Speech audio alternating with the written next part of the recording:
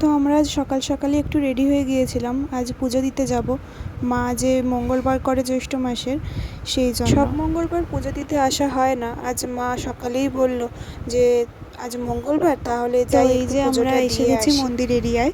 আমরা এখান থেকে মিষ্টি নিয়েছিলাম, আর এখানে অন্যান্য দোকানপাটও আছে। এখানে ফুল, মালা, কাপড়, বস্ত্র, নানা রকম জিনিস আছে, চাইলে এখান থেকে। এই যে আমরা মায়ের কাছে এসে গেছি, এখানে একটা ব্যাচ বসেছে পুজো দিতে, এই ব্যাচটা উঠলে আমরা বসবো পুজো দিতে।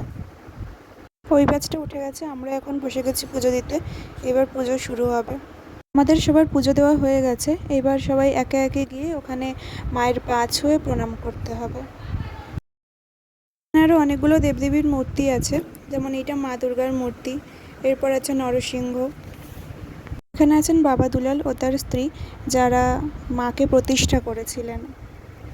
এরা হলেন আরও অন্যান্য সাধক, যাদেরকে আমরা সবাই চিনি। ছিলেন গণেশ ঠাকুর, মা শীতলা, লক্ষ্মীনারায়ণ। এই যে মাও আমাদের সাথে ঘুরে ঘুরে সব কিছু দেখছে। বেরোবো বাইরের দিকে। এটা হচ্ছে বাবা দুলালের সাধনাপীঠ, যেখানে বাবা দুলাল সাধনা করতেন বসে। এটা হচ্ছে মন্দির এরিয়া, তো এখানে আসতে বারবার ভীষণ ভালো লাগে, ভীষণ। যতবারই আসি মনে হয় আরও আসবো, আরও আসবো। আমরা বেরিয়ে পড়েছি বাড়ির পথে। বাড়ির দিকে যাওয়ার আগে একটু বাজারেও যেতে হবে, কারণ আজ তো মায়ের মঙ্গলবার, মায়ের কিছু জিনিসপত্র নেওয়ার ছিল। মুড়ির দোকানে দাঁড়িয়েছি, এখান থেকে মা আর বাবা মুড়ি আর চিঁড়ে নিচ্ছে।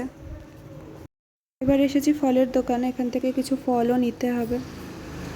এটা হচ্ছে সবজি বাজার, আমাদের কিছু সবজিও নেওয়ার ছিল, তো একেবারে সবই নিয়ে নিয়েছি আমরা। আমাদের সব রকম বাজার করা শেষ হয়ে গেছে, এবার আমরা বাড়ির দিকে বেরিয়ে পড়েছি। এইভাবে টুকটুক করে হাঁটতে হাঁটতে আমরা বাড়িও চলে এলাম।